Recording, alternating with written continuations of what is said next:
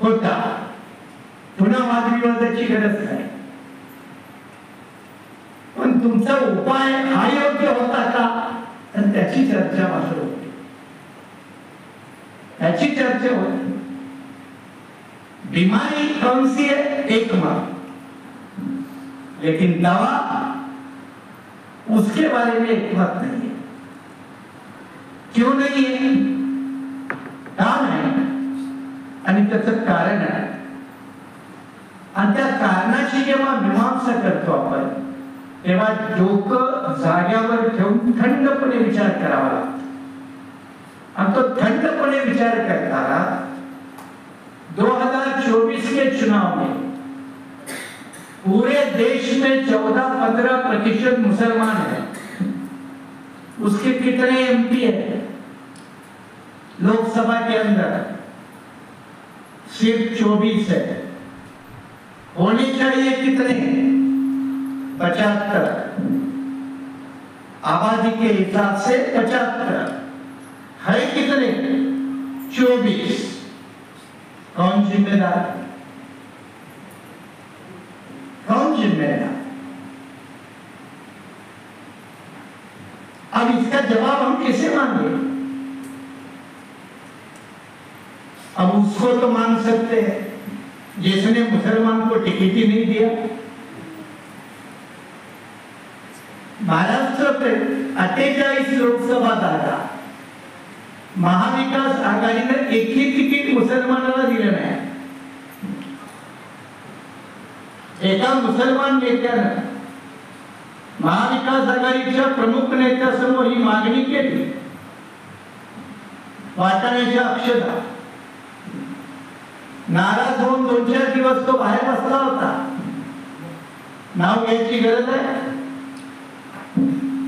नाराज होऊन मुंबईचा नेता आहे मुसलमान काँग्रेस पार्टीचा, नाराज होऊन 4-5 दिवस बसला नाही गेला। 3 राज्यामध्ये महाराष्ट्र, मध्य प्रदेश आणखी एक राज्य आहे, एकही मुसलमान एमपी नाही, एकही नाही। आता हे 2024 यश म्हणायचं की अपयश, त्याचा विचार झाला पाहिजे। दुसरे शेड्यूल कास्ट, आता एससी ला रिझर्वेशन आहे, त्यामुळे 84 लोक त्यांचे निवडून जातातच। या 84 मध्ये आंबेडकरवादी एक तरी खासदार आहे का सांगा, महाराष्ट्रात आहे एक तरी आंबेडकरवादी खासदार आहे का? काय उत्तर आहे? 0 बजेट। बीआरएसपी क्या करेगी?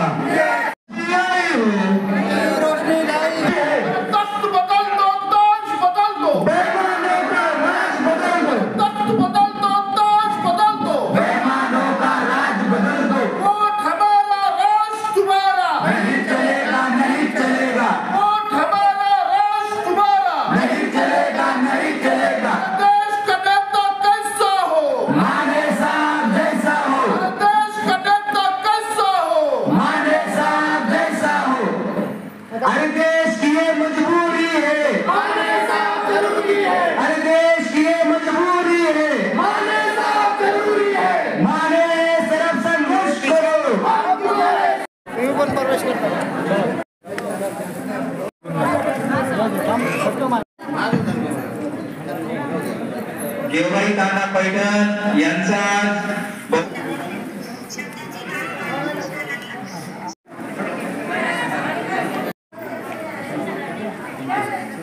आज बहुजन रिपब्लिकन सोशलिस्ट पार्टीच्या वतीनं औरंगाबाद शहरामध्ये 2024च्या निवडणुकीमध्ये देशातील अनुसूचित जाती, जमाती, ओबीसी आणि मुसलमान या निवडणुकीच्या राजकारणाच्या निकालानं काय मिळालं आणि काय गमावलं याचं जमाखर्च करण्याचं एक धोरण म्हणून BRSP राज्यभर अशा प्रकारची वैचारिक प्रबोधनाची शिबिरं आणि एक समीक्षा कार्यक्रम राबवत आहे.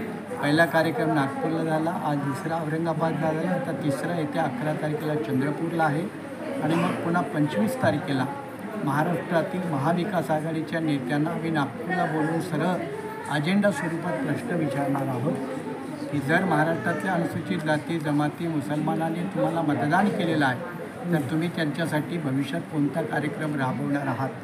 थोडक्यात असो की BJP RSSची षडयंत्र थांबवण्यासाठी, भारतीय राज्यघटना आणि लोकशाहीवर हल्ले परतवून लावण्यासाठी BJP संघाचं राजकारण हे संपुष्टात यावं, कमजोर व्हावं या भूमिकेपोटी महाराष्ट्रातील फुले शाहू आंबेडकरी समुदाय, जनसमुदाय हा महाविकास आघाडीला वोट करतो.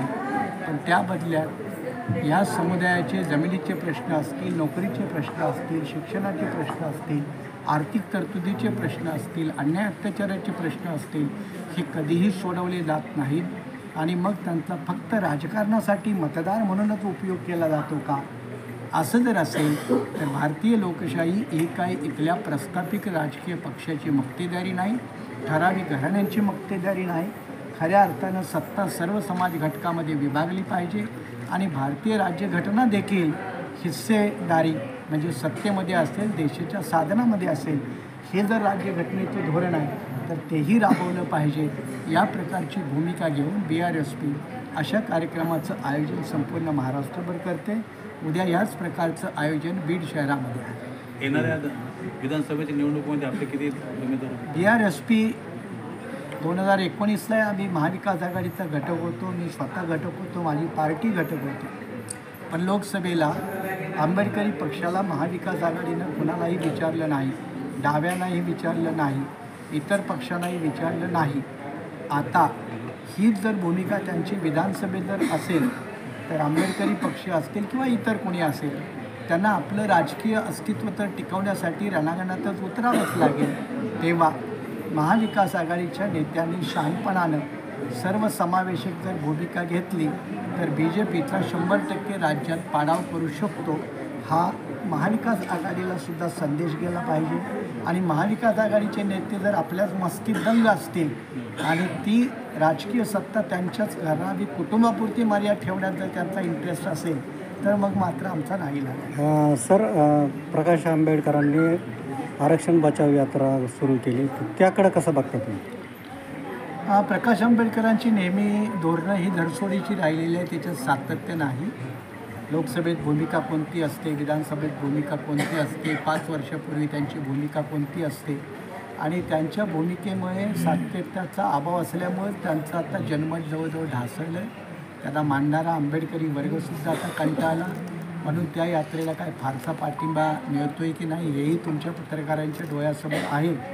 पण अशा वेळेला OBCची आरक्षणाची यात्रा म्हणून जर त्यांचा प्रवास चालला असेल तर ठीक आहे, ते प्रबोधन करतायत असं मानू.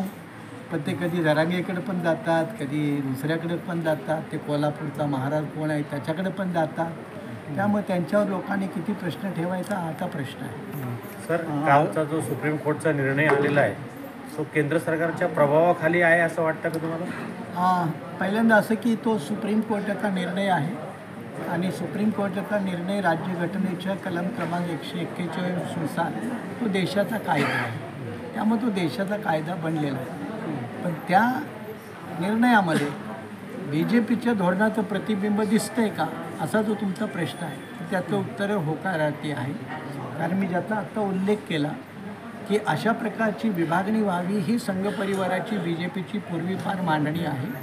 अर्थात काँग्रेसलाही याने विरोध केलेला नाही, काँग्रेसची देखील हीच मांडणी होती आणि त्याचाच भाग म्हणून देशामध्ये पहिल्यांदा अनुसूचित जातीचं वर्गीकरण जयसिंग पंजाबचे मुख्यमंत्री असताना 1975 साली झालं. नंतर ते चंद्रबाबू नायडूंनी केलं, नंतर हरियाणामध्ये झालं, तामिळनाडूमध्ये सुद्धा DMK सरकारने केलं. तर बाबासाहेबांचं आरक्षण देण्यापाठीमागं 54 सालचं त्यांचं राज्यसभेतलं एक भाषण आहे.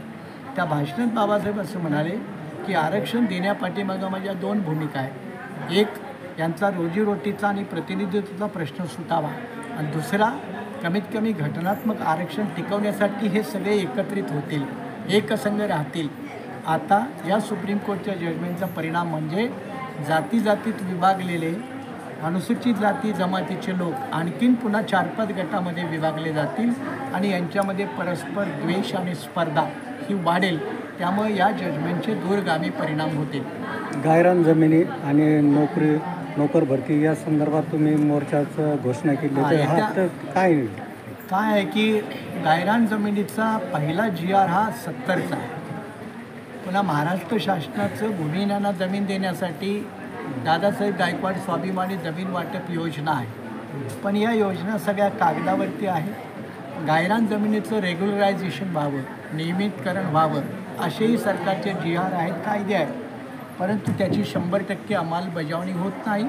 आणि म्हणूनच हा प्रश्न गेल्याही पावसाळी अधिवेशनामध्ये आम्ही मोर्चा काढला होता मुंबईला, त्यावेळेला विधानसभेमध्ये हा देखील प्रश्न मांडला होता. त्यामुळं गायरानधारक आणि शासकीय वनजमिनी अतिक्रमणधारक यांच्या घराच्या प्रश्नाचा GR निघाला, पण शेतीच्या प्रश्नाचा GR अजून निघालेला नाही. आणि त्याचाच पाठपुरावा करण्यासाठी आणि भूमिहीनांना पुन्हा जमीन मिळण्यासाठी येत्या 23 तारखेला सरकारी नोकर भरती झालीच पाहिजे, हा एक मुद्दा असेल. हा गायरान जमीन, शेतजमीन हा एक मुद्दा असेल. आणि आणखीन काही या मराठवाडा स्तरावरचे प्रमुख मुद्दे घेऊन 23 तारखेला मराठवाड्याच्या वतीनं BRSPच्या वतीनं औरंगाबादमधील कमिशनर कचेरीवरती हा मोर्चा नेण्यात येईल. सर, प्रकाश आंबेडकर महाविकास आघाडीच्या नेत्यावर टीका करतात. तुमच्या आज भाषणातही काही सूर तसाच निघाला, एकट्याच्या बळावर सत्ता ताब्यात घेऊ शकत नाही, तर हे त्याला पर्याय काय आणि हे कसं सत्ता समीकरण जमेल? नाही, त्याचं साधं उपाय आहे की मी महाविकास आघाडीची टीका करते तर मी महाविकास आघाडीसोबत होतोच. मी का टीका करतोय ते कारणही सांगितले. प्रकाश आंबेडकरांच्याकडे तशी कारणं नाहीत. प्रकाश आंबेडकरांना फक्त राजकीय युती हवी असते आणि त्याच्या माध्यमातून त्यांना काय पत्रात सीटा पाडून घ्यायच्या असतात. मी महाविकास आघाडीसोबत 10-15 मुद्दे घेऊन बसलो होतो. त्याच्यात भूमिहीनाच्या जमिनीचा प्रश्न असेल, नोकऱ्याचा प्रश्न असेल, बजेटमधला वाटा असेल, हे लिखित पत्र मी महाविकास आघाडीच्या नेत्यांना त्या दिलेलं आहे. त्यामुळे मी मुद्द्याच्या आधारावर होतो. प्रकाश आंबेडकर फक्त राजकारणासाठी निवडणूक आली की ते कुणाशी तरी युती करावी, त्यांची नेहमीची भूमिका असते. त्यामुळे माझ्या आणि त्यांच्या भूमिकेत फरक आहे. राहिलं तुमचा जो मुद्दा आहे की एकट्यानं सत्ता मिळेल का, अजिबात मिळणार नाही. म्हणून तर दलित, आदिवासी, मुस्लिम ही एक आघाडी बनावी, खऱ्या अर्थानं त्याचं राजकीय प्रबोधन होऊन एक रचनात्मक आघाडी बनावी, हा आमचा व्यापक प्रयत्न आहे. त्यासाठी मी गेल्या महिन्यामध्ये एक मिटिंग नागपूरला पार पाडलेली आहे. येत्या 17 तारखेला एक मिटिंग मुंबईमध्ये आहे. 23 तारखेला त्या संदर्भात दुसरी एक मिटिंग पुण्यामध्ये आहे. त्यामुळं घडवण्याचे प्रयत्न मी तर सातत्याने करतच असतो, पण जे घडेल ते सोबत येतील, त्यांनाच घेऊन चालता येतं. जे सोबत येत नाही त्यांच्यासाठी राजू शेट्टी यांनी आपण तिसरी मुस्लिमांचा राष्ट्रीय नेता केव्हा निर्माण झाला? मी तेच म्हणालो ना की हे फार मोठं षडयंत्र आहे. दलित, आदिवासी, मुसलमान समाज हा लीडरलेस झाला पाहिजे. त्यांना लीडर असताच कामा नये. म्हणजे एखाद्या मोकाट जनावरासारखं यांना कुणीही उचलावं आणि कोंडवाड्यात टाकावं अशी राजकीय परिस्थिती आपली कोंडी करण्याचं धोरण इथल्या प्रस्थापित राजकीय पक्षांचं आहे. म्हणून आपली ताकद निर्माण झाली पाहिजे हे माझं म्हणणं नाही, हे बाबासाहेबांचं म्हणणं आहे. बाबासाहेबांनी हे वारंवार मांडलेलं आहे. त्यामुळे त्या भूमिकेचा आपण पाठपुरावा केला पाहिजे. राहिलं ॲडजस्टमेंटचा मुद्दा, ठीक आहे, तुम्ही 5 जागा लढा, बाकीच्या 288 पैकी 283 जागेवर तुम्ही पाठिंबा द्या, पण 5 जागेवर तरी मला माझं राजकीय अस्तित्व दाखवलं पाहिजे ना. मी जर माझं राजकीय अस्तित्वच जर मोडीत काढलं तर मला कोण विचारेल, किंवा माझ्या समाजाला किंवा माझ्या भूमिकांना कोण विचारेल. आणि बाबासाहेब आंबेडकर हे निवडणुका का लढवाव्यात याच्यासाठी ते एका ठिकाणी म्हणतात की निवडणूक हीच संधी असते तुम्हाला तुमच्या भूमिका मांडण्याची. मग जर लोकशाहीमध्ये आपण आपल्या भूमिकाच मांडायच्या नाही तर लोकशाही कुणासाठी, हा साधा प्रश्न आहे. आणि इथं आपण बाबासाहेबांचं सोडून दुसऱ्याचं ऐकण्याची गरज काय.